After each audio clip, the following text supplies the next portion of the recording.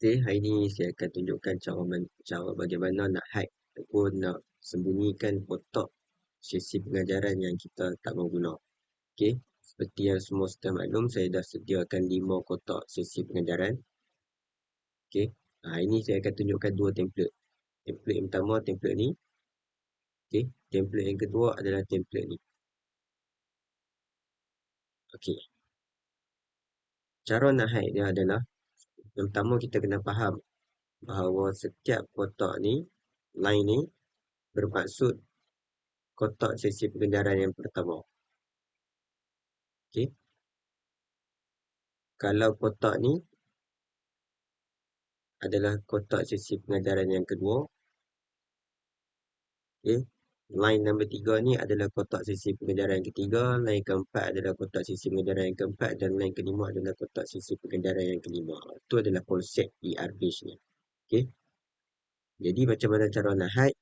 Yang pertama, saya tunjuk dulu template ni. Okay. Yang pertama kita highlight. Kita pergi kepada number di hujung ni. Kita highlight kotak sesi pengajaran yang kita tak nak guna. Contoh saya tunjuk ni adalah kotak sesi pengajaran yang pertama. Okay, kita highlight, kita tarik sampai ke bawah. Sampai cukup satu kotak sesi pengajaran. Kita tekan kanan. Okay, kita tekan hide rows. Okay, yang lambang tutup mata ni. Okay, tekan. Jadi, kotak sesi pengajaran kita yang kita tak nak guna tu semua akan disembunyikan. Adakah dia terpadam? Tak, dia tak terpadam. Kita cuma hanya sembunyikan sahaja. Jika Ustaz-Ustazah nak guna balik, Ustaz-Ustazah boleh pergi kepada hujung number ni. Ustaz-Ustazah tempatnya Ustaz-Ustazah hide tu, dia akan tinggalkan anak panah. Okay? Kalau nak guna balik, cuma tekan anak panah sahaja. Kecil ni. Okay? Dia akan muncul balik. Okay, saya tunjuk sekali lagi. Kita dah highlight. Kita tekan kanan. Kita tekan hide rows 4 hingga 14.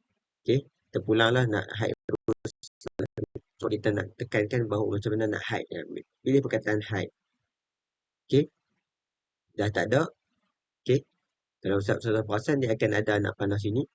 Bila Ustaz-Ustazah nak guna balik, cuba tekan sahaja. Dia akan keluar. Okay, ni untuk template yang pertama. Template yang kedua ada template ni. Okay, bagaimanakah kita nak hidekan dia juga. Okay, jadi kita kena pastikan kita nak hide ni kotak yang mana. Kotak yang pertama, kotak yang kedua, kotak yang ketiga, kotak yang keempat, ataupun kotak yang kelima. Terpulang kepada Ustaz-Ustazah. Okay, jadi saya nak tunjuk ni, saya nak hide kotak yang pertama. Okay, jadi macam biasa, sama juga step dia. Kita highlight sehingga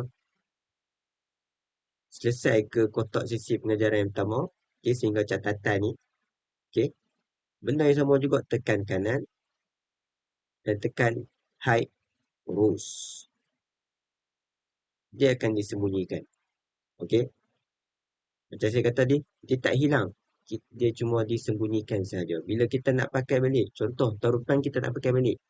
Okay, kita hanya tekan anak panah ni saja, dia akan muncul balik.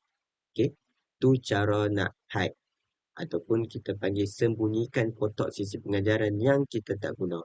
Sebab ada juga daripada kalangan Ustaz-Ustazah cerita kat saya bahawa kadang-kadang dalam sehari dia pakai 3 kotak saja. Okay, jadi bolehlah nak hide 2 kotak. Okay, ada yang kata pakai 4 kotak saja. Okay, boleh hide 1 kotak. Okay, saya harap video ini boleh memberi penjelasan dan penerangan kepada Ustaz-Ustazah. Sekian, terima kasih.